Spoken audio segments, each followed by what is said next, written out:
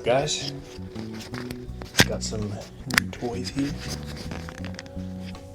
Guess I could try do this. No, that didn't work very well. Is that weird? That might be weird. What's up, guys? I don't know if this is a good idea, but I thought, I'd get a little bit creative and not sit in the exact same spot that I always sit, which is here, but I guess change the angle. Right now, I'm actually just waiting for some videos that I recorded to process because I just edited them. They're long videos, so I'll probably be here for like an hour, which is why I thought I'd pull the camera out and play around with trying something different. You guys are now on this side of the desk, so you can see like my mic setup. I got a couple lights here, and then my two screens. So yeah, I didn't get a chance to do my weigh-in at the gym this week. I had mentioned on my main channel, I don't know how many of you guys follow me there, but it was Eid this past weekend. For anyone who's Muslim or knows anyone who's Muslim will probably know what that is. I live in Dubai, so it was just a holiday. It was a great chance to kind of celebrate with the family and everything. But it also meant that the gym was operating at different hours. So my workouts so far in the first 2 days of this week have been pretty poor, just because of my time restriction. Like it was tough, but I still went in, still worked out, so I'm happy about that. I did allow myself to obviously eat off of my diet plan for the holiday, because I personally find like that's a balance that each person has to decide for themselves. For me personally, I think like the enjoyment that my family and everyone gets from like eating together and eating maybe something special together, it's just not something that I want to remove myself from. It just means that, might have to work a little bit harder later in that week to make up for it.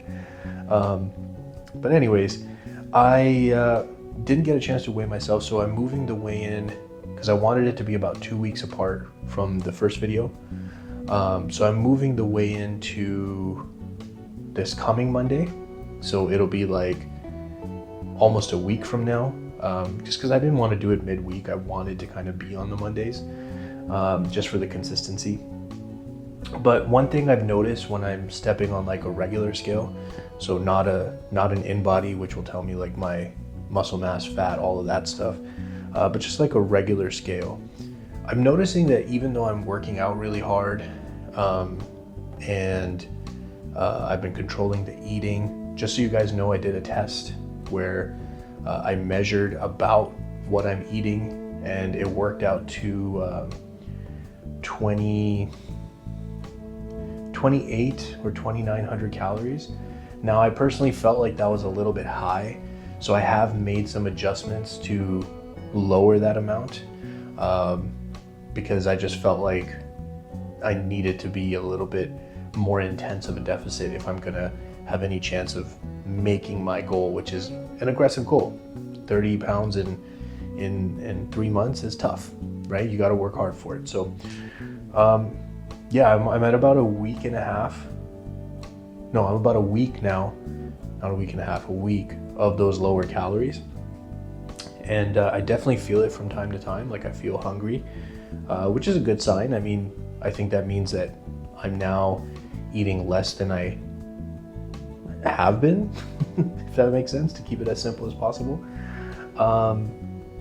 Yeah, now one of the things I want to share with you guys as I'm stepping on this regular scale, my weight has not really changed much. I'm still like in kilos at the fluctuating between 139 and 140, despite working out hard, despite controlling the eating.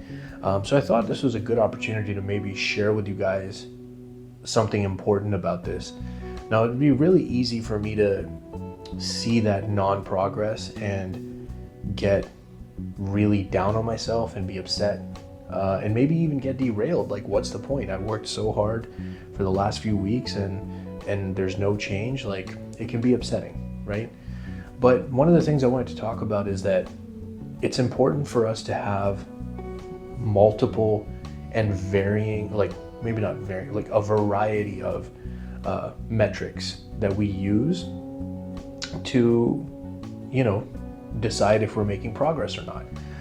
If we only have one metric, that metric can fail us for any number of reasons, right? Hopefully this is still good, but that one metric could fail us for any number of reasons. I mean, you could be holding more water weight. It could be anything, right? You haven't had a good bowel movement in a while, so you're just holding on to more stuff. There's a number of things that can happen. So I personally like to focus on a couple things. Two of them are visual things. So one is visually, what do I see if I look in the mirror with my clothes on? Because you'll notice how your clothes hang on you, how they fit. I haven't changed my clothes, so if I see any difference in the way that my clothes are fitting, something's happening. Second, visually, would be with my clothes off. Now, I try to do this every day at the gym, take a look at myself and just kind of analyze what I'm seeing. Does it look like I'm, getting smaller? Does it look like I'm getting more muscular, which is something that can happen when you start losing fat, because you can just see your muscles better. So sometimes even when I'm dropping weight, people will say, oh, like, have you gotten bigger? And I'm like, no, I don't think so. But I understand why. So those are two metrics that I include. Obviously, the third metric would be the scale, which I just talked about. Fourth metric, if you have access to something like an in-body scale. Again, as I mentioned before, it's not the most accurate thing on its own. However, if you're using the same machine, you try to replicate the same, variables going into it. So like the time of day, what you've eaten, have you used the bathroom, so on and so forth. Then what it can be accurate to is to itself. It can be accurate to compare, like, am I seeing the fat go down, the muscle mass come up, what's the water doing, all that stuff. So that's four metrics that we can use. And the fifth metric is an interesting one, okay? Because I feel like this one is the hardest one to actually judge and track. The other ones are fairly easy, like the scale is very easy to judge. The visual, if you take pictures of yourself, you can do side-by-side comparisons. So even that, you can do a pretty good job of judging, like, if you're making progress or not. But this last one is tough, okay? Because this last one has to do with how you're feeling. And feelings are a little bit more challenging to, numerically value or whatever. But what I want to see is, in my day-to-day activities, just the stuff that I'm supposed to do. So the main stuff for me that's important is like the things with my family. Do I feel better doing those things? Am I feeling like I'm more available or more capable in those moments when I need to play with my son and chase him up the stairs and go from the couch to the ground, back to the couch 50 times in a row? But that's an important metric for me. So for me, these are the 5 metrics that I'm sharing with you guys. It could be other stuff as well, guys. This is completely up to you. But the point is, if we become too singular on how we're judging it, I think at a very amateur and like everyday person level, it can cause derailment, okay? Because sometimes, let's say it's just the scale, sometimes just that scale may not move too much. I mean, what if on this plan, like, you're going harder on the weights and your body's like enjoying the high protein intake from your diet and it's causing you to gain some muscle, and maybe you're losing some fat as well, but that trade-off is keeping you level on the scale. And then if that's the only thing you judge by, you're like, I suck, I'm doing a terrible job, I'm failing, and it might not be the case. So just something I thought I'd share with you guys in that regard. I do want to talk about one more thing. I'd mentioned the challenge. Now I'm gonna put this out there, guys. Really, like, this is completely up to you. If anybody participates, I would be like super happy. And if I do see people participating, then I'll talk about maybe putting the participants in like a draw, and then like maybe doing a giveaway of something, like a gift card or something. But right now I kind of have very low expectations. I don't know that anybody's going to participate, so I don't want to like commit to anything until I see what people are doing. But if I was to do a giveaway, maybe it'd be like a few $50 or $100 gift cards, and then draw names so that a few people can win just for participating. Okay, but the challenge, the name that I came up with was it rolls off the tongue. It's so catchy. It's really not, but it had to be something that was unique to us. So it is the ZWV, because me and my channel, Get Fit for Family Challenge. Okay, I am going to be creating a hashtag. I'll put that on the screen somewhere.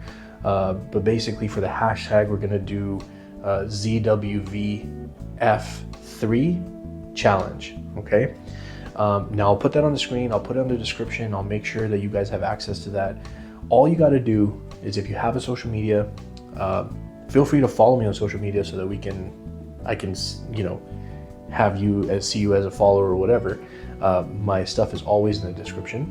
But what we're gonna do is, at any point, just post either you doing an activity, or you can, like, whether it's a video, or you can take a picture of an activity or a meal, and basically just use the hashtag to show that you're on board for trying to get healthy. And maybe you're already healthy.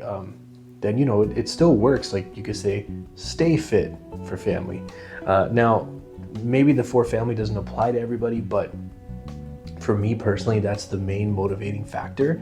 And so it was important for me to make sure the name had something to do with my motivation, right?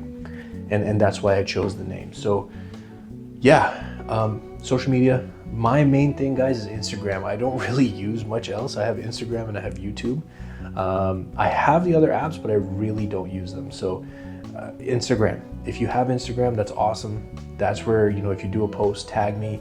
If you don't want to tag me, you can also just do the post and use the hashtag.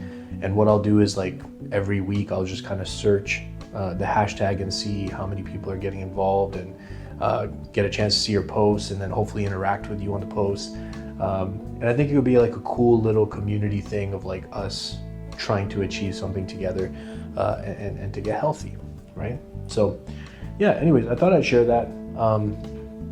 We'll save the best for last. As I mentioned, like, my scale has not moved. I'm kind of in that same spot, within a pound or two, or a pound like fluctuation up or down. So what I want to do is I'm going to do another body review, and we'll kind of just see, like, I personally feel like I see some change, but my opinion could be skewed. So I'm going to basically assess my side-by-side of like my first review, and then this review, and then kind of see if we're feeling like there's any change, or it's all in my head, and then that metric is useless. Anyways, yeah. Hey guys, as I said in my other angle, I'm just gonna do body review, see what's going on across the last 10 or so days.